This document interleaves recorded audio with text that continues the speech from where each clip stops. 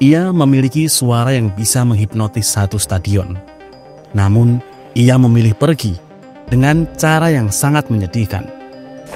Chris Cornell adalah teka-teki yang belum selesai dijawab. Seorang vokalis yang bisa menjangkau nada-nada tinggi dengan penghayatan yang sangat luar biasa. Dari Seattle hingga dunia, ia membawa grunge melampaui kemarahannya, lalu mengisinya dengan perenungan, luka, dan keindahan. Tapi di balik setiap bait yang ia nyanyikan, terselip kegelisahan yang tak terlihat.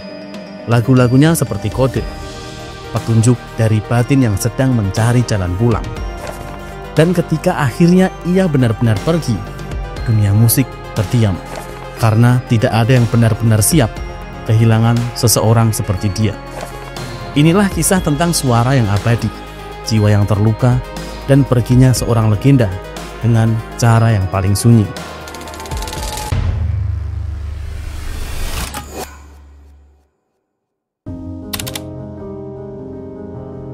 Christopher John Boyle, yang kemudian dikenal sebagai Chris Cornell, lahir pada 20 Juli 1964 di Seattle, Washington. Ia merupakan anak dari Edward F. Boyle dan Karen Cornell. Chris adalah anak keempat dari 6 bersaudara. Setelah perceraian orang tuanya, ia dan saudara-saudaranya mengadopsi nama belakang ibu mereka menjadi Cornell. Masa kecil Chris Cornell tidaklah mudah. Ia menggambarkan dirinya sebagai anak yang menyendiri dan mengalami kecemasan sosial. Pada usia 14 tahun, ia mengalami pengalaman buruk dengan penggunaan PCP, yang kemudian memicu gangguan panik yang membelenggunya. Selama hampir 2 tahun, ia jarang keluar rumah dan tidak memiliki teman. Dari situ, Cornell kemudian mulai terjerumus dalam penggunaan drugs di usia yang sangat muda. Musik menjadi pelarian bagi Cornell, dan The Beatles menjadi band kesukaannya yang selalu ia dengarkan sepanjang hari selama 2 tahun di masa-masa terburuknya. Setelah keluar dari sekolah pada usia 15 tahun, Cornell bekerja sebagai pencuci piring dan pembantu juru masak. Pengalaman-pengalaman ini membentuk karakter dan pandangannya terhadap kehidupan, yang kelak kemudian tercermin dalam lirik-lirik lagunya yang mendalam dan emosional. Seattle awal 1980-an bukanlah kota yang identik dengan kejayaan musik seperti Los Angeles atau New York. Namun justru dari kota inilah lahir gelombang baru yang mengguncang dunia, yaitu grunge. Di tengah semangat perlawanan terhadap glam rock dan musik pop yang dipenuhi citra palsu, sejumlah pemuda dengan gitar distorsi dan lirik melankolis yang gelap membentuk fondasi dari revolusi musik alternatif. Dan yang menjadi salah satu pemimpin gelombang ini adalah Chris Cornell dengan band yang ia dirikan, Soundgarden. Soundgarden terbentuk pada tahun 1984. Awalnya sebagai trio dengan Chris Cornell sebagai drummer dan vokalis, Hiro Yamamoto sebagai basis, dan Kim Thayil sebagai gitaris. Namun kemudian, Chris Cornell memutuskan untuk fokus sepenuhnya pada vokal, dan posisi drum kemudian diisi oleh Matt Cameron. Formasi ini menjadi salah satu yang paling solid dalam sejarah awal grunge. Tidak seperti band-band grunge lainnya yang mengandalkan emosi mentah dan aransemen minimalis, Soundgarden memiliki pendekatan yang lebih musikal dan teknikal. Mereka menggabungkan unsur heavy metal klasik seperti Black Sabbath dengan kompleksitas progresif serta lirik yang filosofis. Namun di atas segalanya, yang paling mencolok adalah suara Chris Cornell. Jangkauan vokalnya yang luar biasa, dari bariton yang dalam hingga falsetto yang tinggi, menjadi senjata utama yang membedakan Soundgarden dari band sejenisnya.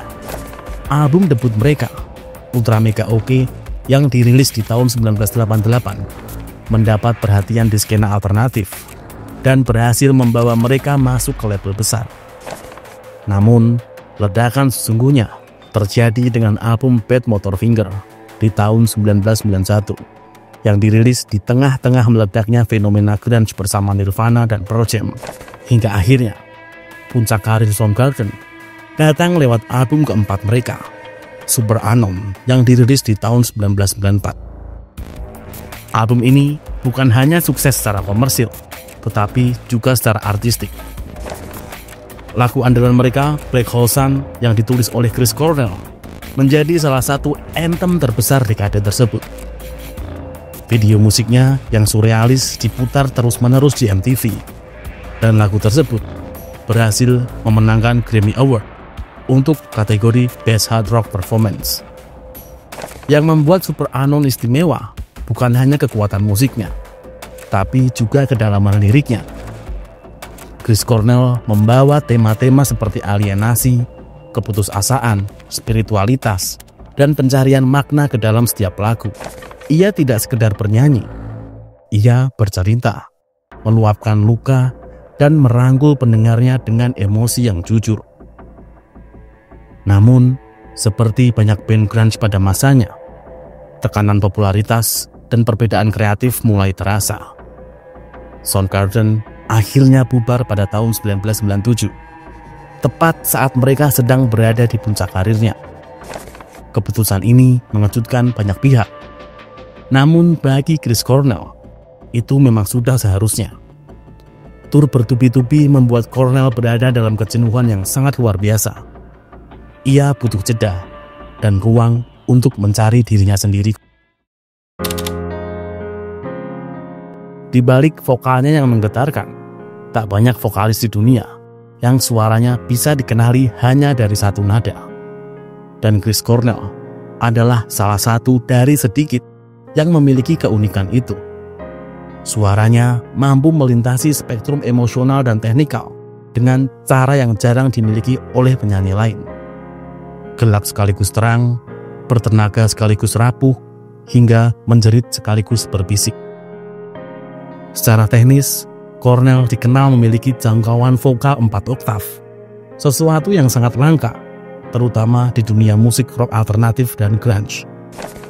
Ia mampu menyanyikan nada-nada rendah dengan penuh kehangatan dan kedalaman, lalu tiba-tiba meluncur ke nada tinggi dengan teriakan yang tajam namun tetap terkendali. Vokalnya tidak hanya kuat, tetapi juga memiliki karakter. Para musisi dan produser yang pernah bekerja dengannya sering menyebut Chris Cornell sebagai vokalis yang intuitif. Ia tidak terlalu banyak mengambil pendekatan akademis dalam bernyanyi, tapi ia selalu membiarkan emosi dan penghayatan yang natural. Tahun 2001 menjadi titik transisi besar dalam kehidupan Chris Cornell. Setelah Soundgarden bubar pada tahun 1997, ia menghadapi tekanan personal yang sangat berat akibat adiksi dan kondisi jiwanya, hingga ia tampak tenggelam dalam kekosongan. Namun, justru di tengah reruntuhan itulah sebuah kelahiran baru terjadi, yaitu lahirnya band bernama Audioslave yang akan menjadi babak kedua dalam perjalanan musiknya. Audioslave adalah hasil kolaborasi tak biasa antara Cornell dengan 3 mantan anggota Rage Against the Machine, yaitu Tom Morello, Tim Comerford, dan Brad Wilk. Setelah kepergian vokalis mereka, Zack de la Rocha, ketiganya mencoba membentuk proyek baru. Cornell masuk sebagai sosok yang sangat berbeda dari Zack de la Rocha, namun justru memberi arah baru yang tak terduga. Banyak yang awalnya meragukan kombinasi ini. Apa jadinya musik RATM yang penuh amarah digabung dengan suara melankolis dari Cornell? Tapi keraguan itu langsung sirna saat album debut Audioslave dirilis pada tahun 2002. Dibandingkan Soundgarden yang gelap dan eksperimental, Audioslave terasa lebih reflektif dan terarah. Band ini memberi ruang bagi Chris Cornell untuk mengekspresikan dirinya secara lebih bebas dan lebih dewasa. Ia sudah tidak lagi berteriak untuk didengar, tetapi kini berbicara dengan kedalaman dan ketenangan yang lahir dari pengalaman hidup yang berat. Selama masa Audioslave, Chris Cornell juga menjalani proses penyembuhan pribadi. Ia mulai meninggalkan kecanduan yang sudah menghantui hidupnya sejak remaja. Dalam beberapa wawancara, ia menyebut era Audioslave sebagai masa kebangkitan dan penyelamatan, di mana ia mulai membangun kembali jati dirinya, baik sebagai manusia maupun sebagai seorang seniman. Audioslave merilis 3 album hingga tahun 2006, dan ketiganya mendapat sambutan positif, baik dari kritikus maupun penggemar. Namun pada akhirnya perbedaan visi dan dinamika internal menyebabkan band ini bubar pada tahun 2007. Meski masa hidup Audioslave tergolong singkat, warisan band ini begitu penting dalam narasi karir Chris Cornell. Bagi banyak penggemar, ini adalah masa di mana Chris Cornell benar-benar pulih secara spiritual. Ia tidak lagi hanya menjadi bagian dari sebuah gerakan musik seperti grunge, tapi ia berdiri sebagai musisi yang matang, multidimensional, dan tak terikat genre. Audioslave menjadi bukti bahwa bahkan dari puing-puing kehancuran, Chris Cornell bisa bangkit dan menciptakan keindahan baru. Dan itulah salah satu hal yang paling menakjubkan dari dirinya. Dalam proses penciptaan karya, Chris Cornell tidak menulis lagu untuk sekedar menciptakan hits. Ia menulis karena memang ia harus menulis. Menulis lagu baginya adalah satu-satunya cara untuk menyuarakan perasaan yang tidak bisa ia ucapkan dalam percakapan biasa. Dan dari banyaknya tema yang muncul dalam lagu-lagunya, mulai dari spiritualitas, harapan, hingga penyesalan, yang paling konsisten adalah tentang kesedihan yang sunyi. Chris Cornell memang sering dibelenggu kecemasan yang ia alami sejak remaja. Dalam berbagai wawancara, ia secara terbuka mengungkapkan perjuangannya melawan pikiran gelap yang tidak pernah benar-benar pergi. Bahkan ketika hidupnya tampak baik-baik saja. Ia menyebut bahwa rasa takut, kesendirian, dan keresahan eksistensial adalah bagian dari dirinya. Dan semua itu tersalurkan dalam lirik-liriknya. Ini adalah gambaran nyata dari kehampaan yang sangat dalam. Pada era Audioslave, ia mulai menjalani terapi dan mengaku telah meninggalkan zat adiktif lainnya. Namun dalam kenyataannya, perjuangan itu tidak pernah benar-benar usai. Seolah mencari jawaban atas luka yang tidak bisa disembuhkan oleh ketenaran, uang, atau bahkan cinta. Tanggal 17 Mei 2017 seharusnya menjadi malam biasa dalam tur Soundgarden yang baru dimulai. Bertempat di Fox Theater Detroit, Chris Cornell tampil di depan ribuan penggemar yang tak pernah menyangka bahwa itu akan menjadi pertunjukan terakhir dalam hidupnya. Beberapa jam setelah konser berakhir, Chris Cornell ditemukan telah tutup usia di kamar hotelnya. Berita kematian Chris Cornell menyebar dengan cepat, mengejutkan keluarga, sahabat, penggemar di seluruh dunia. Di Seattle, kota tempat Chris Cornell memulai segalanya, masyarakat dan penggemar mendirikan patung perunggu di Museum of Pop Culture sebagai bentuk penghormatan.